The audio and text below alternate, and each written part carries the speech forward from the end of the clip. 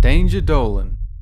From bad gameplay mechanics to overdone story plots, we count 15 of the worst cliches in gaming. Number 15. Disembodied Arms. It's rare to look down at an FPS and see your body in a game with the first person perspective.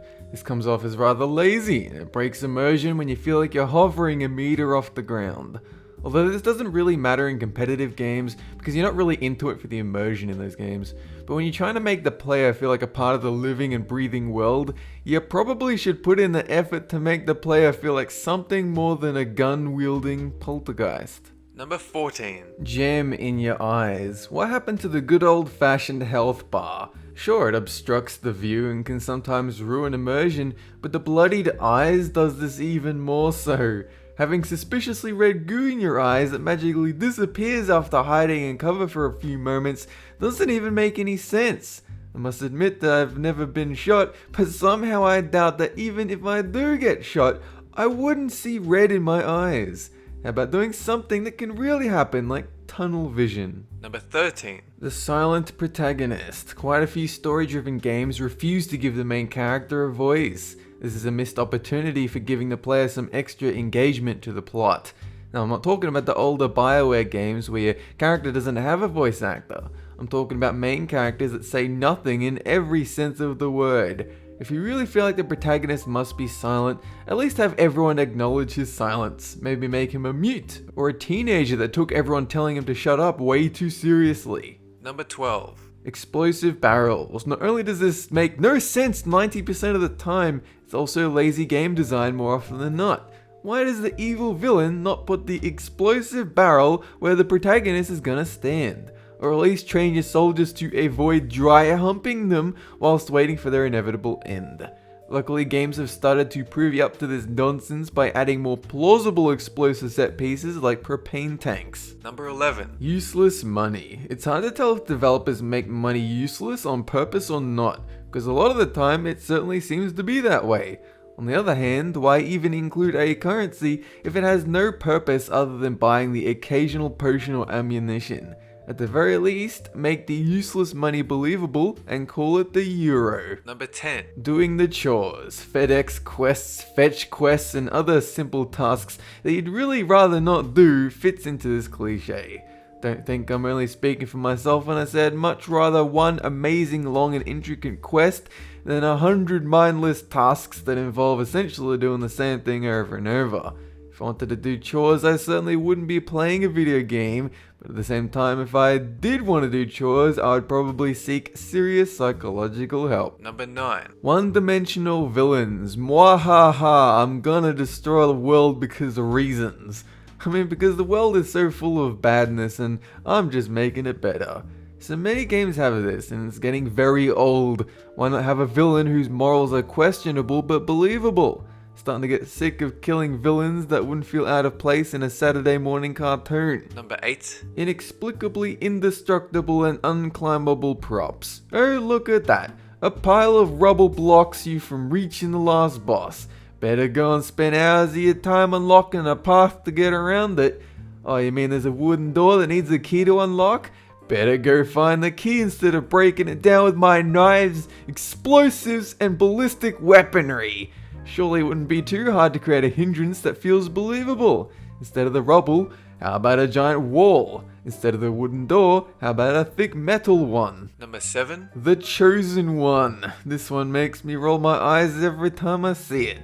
In the real world, there's no such thing as the Chosen One. Sure, there's also no such thing as magic, but that's beside the point.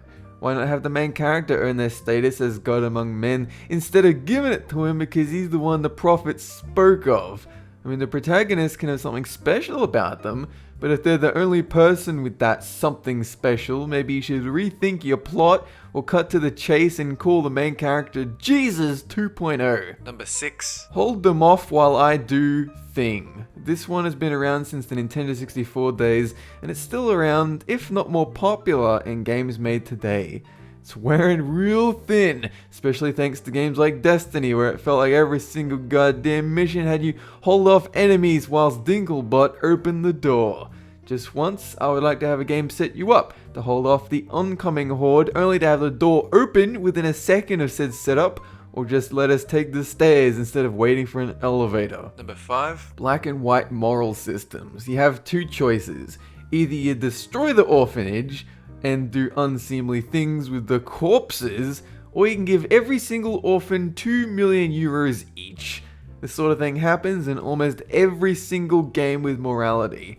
I mean, it made sense in the Star Wars games, because that's the universe Lucas set up, but was really necessary in Fable and Infamous. At the very least, take a note from the Fallout series and have a neutral opinion, like, how about you let me just walk right past the orphanage instead? Number 4. The Unsung Hero. I've saved the world 12 times, and am on my way to save it once more. And you still want to charge me out the arse for the sword that I'll use to save you. This one is in almost every RPG out there, and is especially bad in MMOs. Don't expect everyone in the world to know who I am, but more than 2 people would have been nice. If I'm the Thane of every city, master of every guild, and have killed innumerable dragons, surely most people would have heard of me. Number 3. Unbeatable bosses. There's a boss that's hard as balls, but you finally manage to kill it through blood, sweat, and tears, and the game refuses to reward you or even acknowledge your achievement. Or even worse, you meet a boss, and you hand his goddamn ass to him on a blood-soaked platter made of bones, and then a cutscene hits, and all of a sudden the boss hands you your freshly castrated balls! And possibly the worst of them all is when you spend all of your consumables, use your BFG, break your best weapons, and it turns out the boss was unbeatable, and you're not getting your things back. Number 2. Side quests that stop time. Hey adventurer, I know the world is ending right now, but can you quickly perform this mundane chore for me? I mean, I really need my soy milk, and you can only get it from that store over there. If I'm wrapped up in a story and the game tells me the main mission is urgent, I refuse to break my immersion and go help some random kid find his lost kitten. Is it really that hard to have moments of relapse where the game tells me that it's okay, go and help the people for a while? Number 1. Story gameplay disconnection. This one is similar to the unbeatable bosses, but it runs deeper than that. This one totally undermines the story and the gameplay, making you wonder why they're located in the same game. When I'm taking thousands of bullets and surviving on the hardest difficulty, I don't want a cutscene showing me being seriously injured by a gun that barely scratches when it headshots a premature baby. This problem plays a big part in why some people don't find a game story engaging.